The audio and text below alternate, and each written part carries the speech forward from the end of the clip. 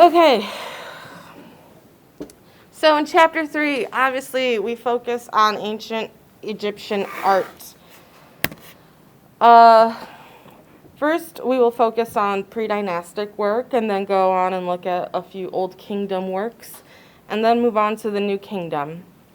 So to begin this lecture, it is important to point out that Egypt will have a huge impact on later cultures. You can say that Egypt provided the building blocks for Greek and Roman culture, and through them influenced all of Western tradition. Today, Egyptian imagery, concepts, and perspectives are found everywhere. You will find them in architectural forms, on money, and in our day-to-day lives. So, the ancient Egyptian civilization lasted for more than 3,000 years and showed an incredible amount of continuity. That is more than 15 times the age of the United States. And consider how often our culture shifts. Around 10 years ago, there was no Facebook, Twitter, or YouTube. So, while today we consider the Greco-Roman period to be in the distant past, it should be noted that Cleopatra's reign is closer to our own time than it was to that time of the construction of the pyramids of Giza. It took humans nearly 4,000 years to build anything taller than the Great Pyramids.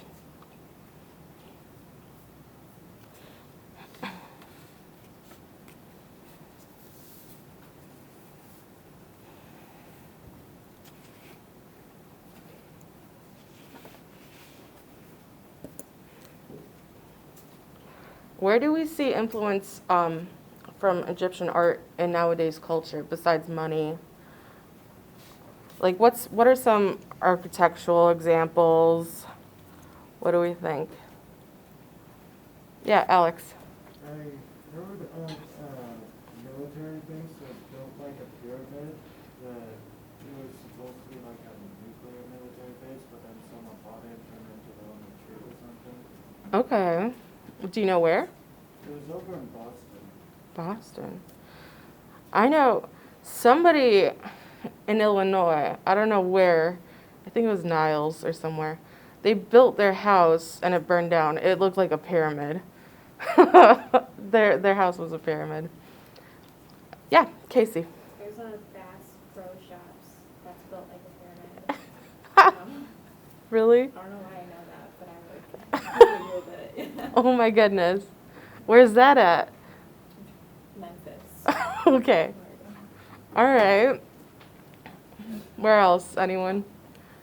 Yeah, Sierra. Okay.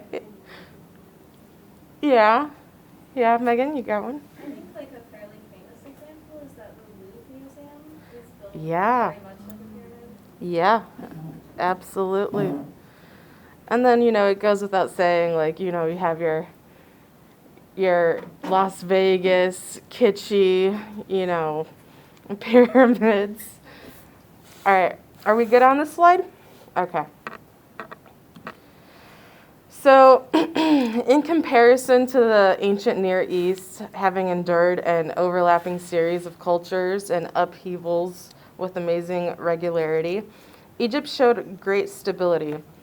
Egypt is a land of duality and cycles, both in topography and culture. The geography is almost entirely rugged, barren desert, except for an explosion of green that straddles either side of the Nile as it flows the length of the country. The river emerges far to the south, deep in Africa, and empties into the Mediterranean Sea in the north. The influence of this river is very important to Egyptian culture, and development could not be overseen without this river. The civilization would have been entirely different and most likely entirely elsewhere. The Nile provided not only a constant source of life-giving water, but created the fertile lands that fed growth of this unique and uniquely resilient culture. So here you see that I labeled, there's redlands and then there's blacklands. Redlands are the lands that are around the desert, and then you have the black fertile lands that are what is created after the flood of the Nile, because the Nile floods yearly. So then you get rich, nice black soil from that.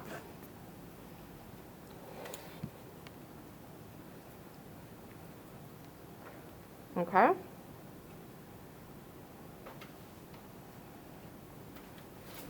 All right, moving on to our first artwork. We have the palette of King Narmer. Oh boy, let me click all this through. Okay. So starting off with the palette of Narmer, one of the most famous works of Egyptian art. We can see both the front and the back of it. This right now is the back of it. This is a single piece of stone, a single slab of stone, and typically these palettes would be used to mix eye makeup in. So the front of the palette, here, let me just quickly go to the front. Here is where you'd usually mix up your kohl for your eyes, your eye makeup. So yeah, the kohl was used to protect the eyes from intense sun, not only to, you know, have like a makeup thing, a beauty thing. This palette, however, was probably primarily ceremonial because it is so decorated, most likely on display and meant to promote the king that is represented. The king that is being represented is King Narmer, whose name we know because of the hieroglyphs. Here, there's a hieroglyph, and then also on the front, in the same spot, there's a hieroglyph of his name. So looking here on the back side of it, you can see Narmer right here in the center. So he's certainly an individual of high status. He's wearing a crown. This is the crown of Upper Egypt. He's holding onto a baton or some kind of weapon over here, like he's about to smite or hit the captive that he's holding below him. So he's clearly a man in charge. He has an individual behind him, almost like a servant right here, holding his sandals. I mean, what a luxury, you know, just having somebody holding your shoes when you're about to whack somebody else. The god Horus is next to him, and he's represented right here in this falcon hieroglyph. The fact that Horus is presented with Narmer shows that Narmer has special associations with the gods. Let's see here.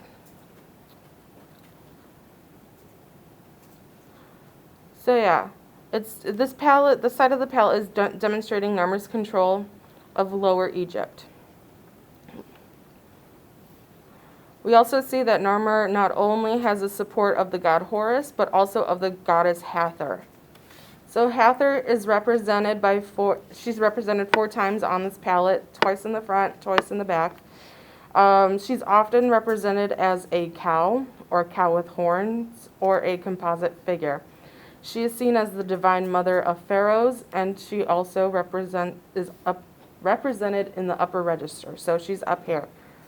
There's one cow and another, and then the same spot on the other side. So reaffirming the fact that Narmer's in charge, there are additional captives here in the lower register, down here.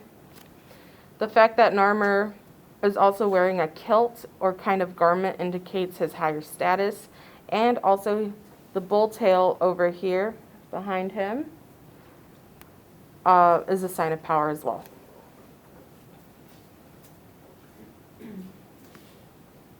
All right, moving on. Oh, here's a close-up view. So the front of the palette, so in addition to Hathor heads in the front, right here, and the Narmer hieroglyph, There's also Narmer wearing a crown, and the crown of Lower Egypt, right over here.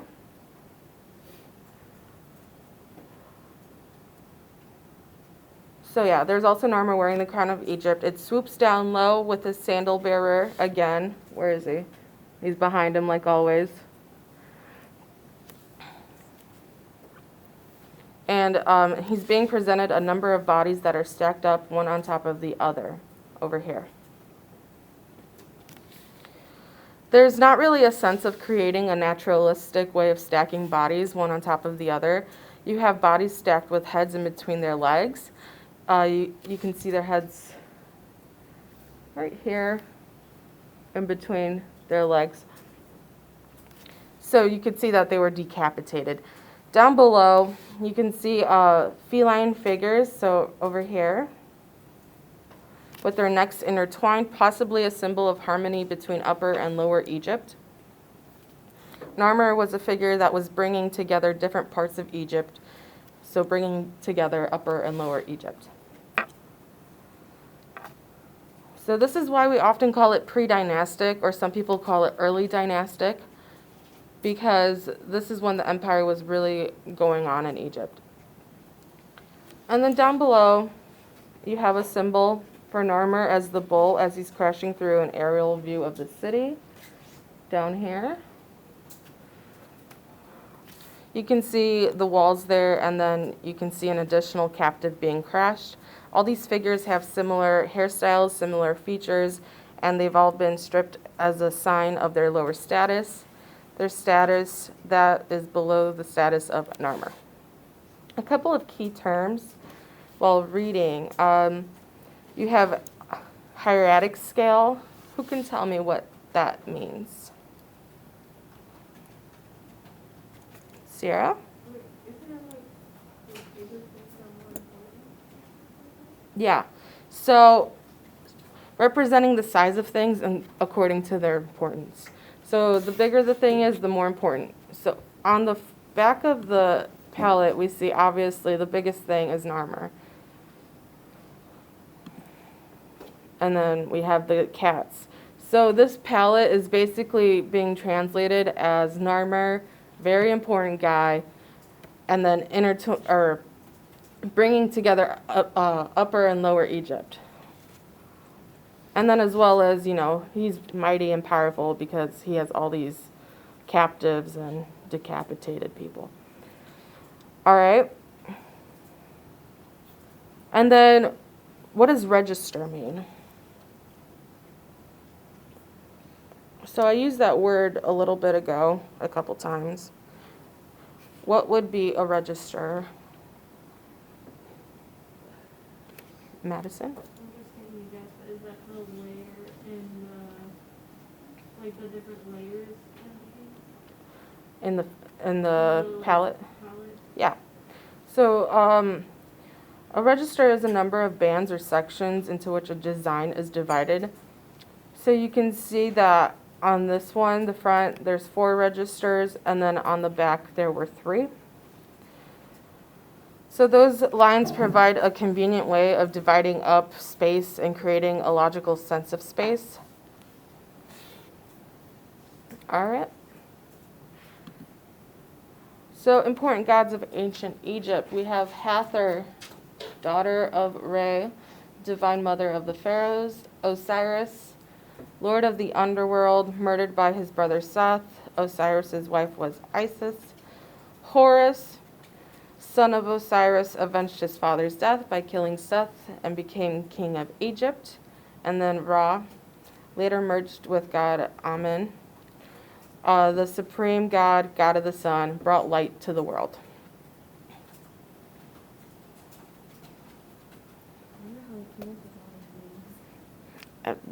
Every culture has their own, you know, different language names. I think they're pretty cool though. Osiris, that just sounds mighty and powerful.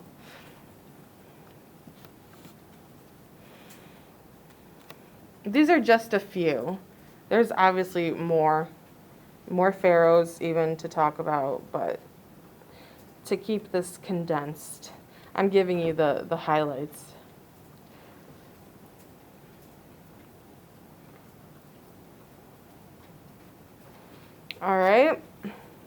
I move on or should I wait a minute?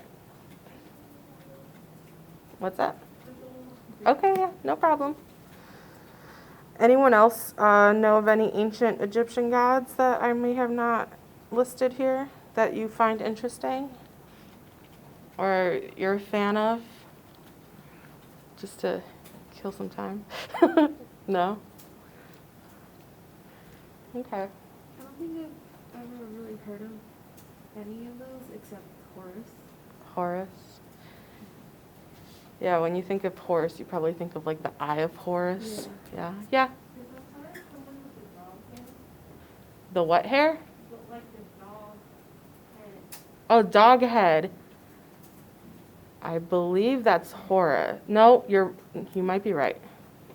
You might be right.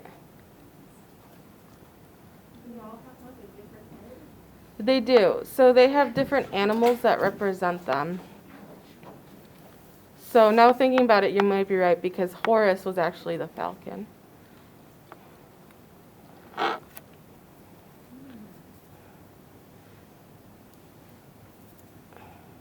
right. Okay, moving on. Pyramids. Okay. All right, so probably the most famous monuments in Egypt are the Great Pyramids of Giza, created in the 4th dynasty. And these were created for a single dynasty, a single family. So here we have, in the far back, we have Khufu's pyramid. Next in the middle is Khafre's. It still has a little bit of that limestone casting at the top. And then finally we have Menkare's here in the front. And it's probably the smallest too. There are probably pyramids dedicated to Menkare's wives or consorts. They all faced east towards the rising sun. So you have this continual sense of renewal and rebirth every day. They are a symbol of the sun, resembling the Benben stone, which was an emblem of Heliopolis, which is the location of the cult and temple of Re, the sun god. So the sun is very key to Egypt. A lot of ancient cultures have gods, principal gods, that are symbolic of the sun or meant to control the sun. So that's very significant. Also important to note is that there are not many, hold on, my writing here is all, okay. Also important to note is that they were not the first pyramids created. There were a number of attempts, trial and error, in order to finally get to this point. Naturally. Were these different because they were like smoother than the ones? So yeah, these were like created after a couple attempts. After they figured out how to, get it all nice and stabilized. All right. So here we see the portrait of Khafre. So Khafre being the pharaoh who had the pyramid in the middle. The sculpture was part of that burial complex. You can see it was one of many. It was replicated a couple times. So this one here is the most well preserved, and it's often studied in art history. You can see that his body is perfectly rendered. He's in great shape. He's definitely an ideal god. Also remember, pharaohs were god kings. His headdress covers his hair. Typically, pharaohs would not allow their hair to be shown. He's wearing a false beard. But he also is seen with Horus sitting behind him. This photo doesn't do justice because Horus is on the other side of him, showing that he has a connection to the divine. There are lions represented on either side of the throne. So, which piece that we talked about already, from what period, has the same lions on the sides. Remember that piece? We talked about it. Who remembers it? Madison. Is it the Essay Aries? I don't know. From what period? Um, this, Yeah. yeah. I believe it was Neolithic. No, you're wrong. Sorry. It was Neolithic period. And it was the seated female figure. Do you remember her? She was kind of the large-looking, very voluptuous figurine, and she also had the two lines on either side of her.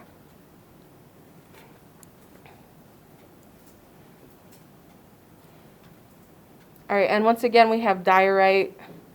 Diorite, extremely hard stone, making it very difficult to carve.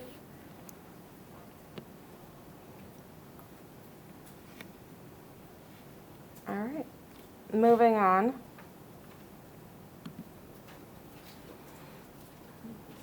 So here we have a representation of Mankari and one of his wives.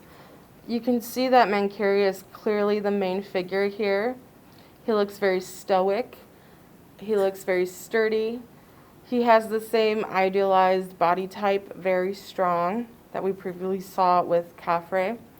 And we also see that his wife is very important. Typically, these pharaohs would marry members of their own family to keep that divine blood in the family. So his wife would be also very significant. She's clearly a figure of support. She's slightly behind him, but she's almost as tall as he is. So it seems that she has a significant role as well. His masculinity is very emphasized, and her femininity seems to be emphasized too through her tight garment that she's wearing. All right. Wasn't it like the reason like she was holding on to him was to like guide him? Like she was like a support him, right? Yeah, yeah. And she's got her hand around him. She's holding him. Also a sign of support. All right, moving on. So we have the seated scribe. And I'm going to take a break from talking. Well, we'll come back to the slide so you could write this down, but we're going to go to our favorite people and watch a little.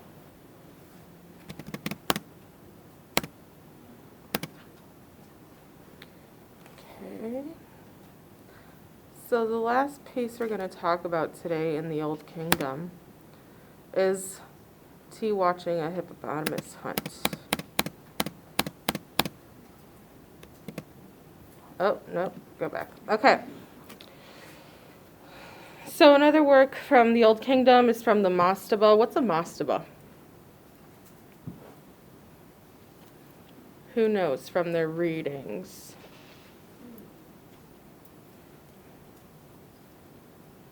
Nobody? A mastaba is usually a tomb reserved for the wives or consorts.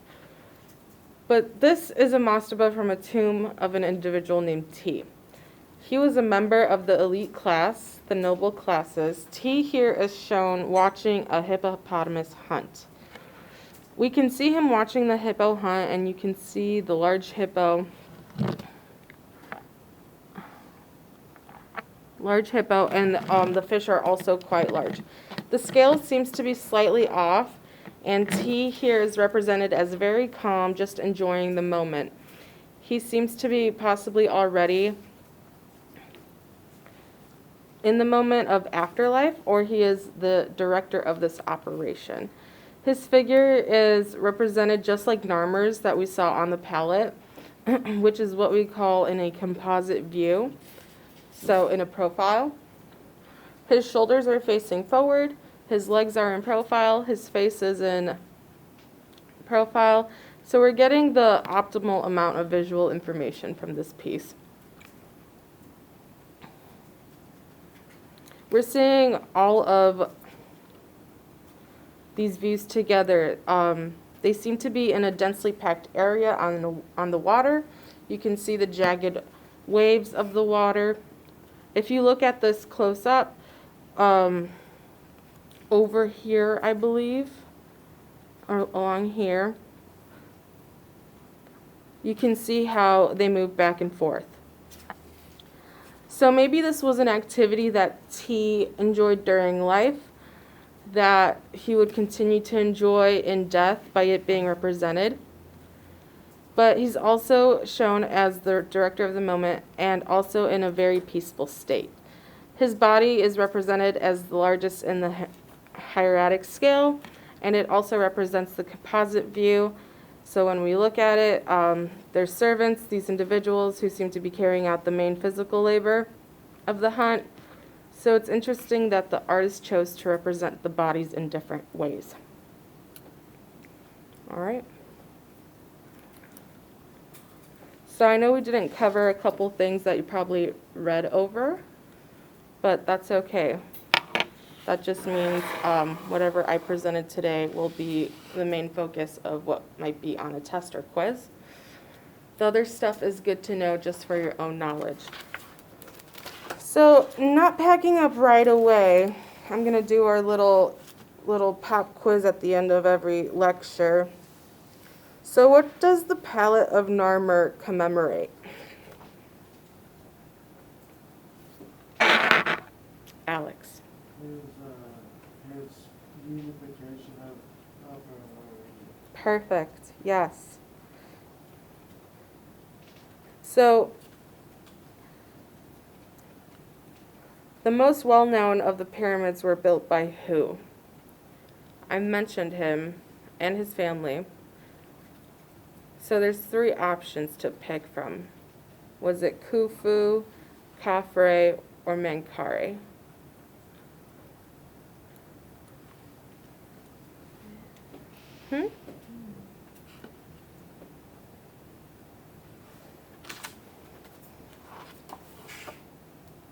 Anyone want to take a guess? Was it first one? First one? I was gonna say the second one. It's Khufu, yeah. Khufu, yeah. It was the first one. It was the first one because he was the first in line of the pyramids. So it was his pyramid, Khufu's, Khafre's, and then Menkaure's.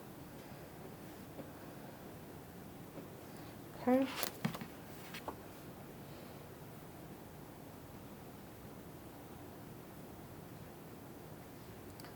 All right, and we just talked about it, but what's a mastaba? Yeah. Funerary thing for consort.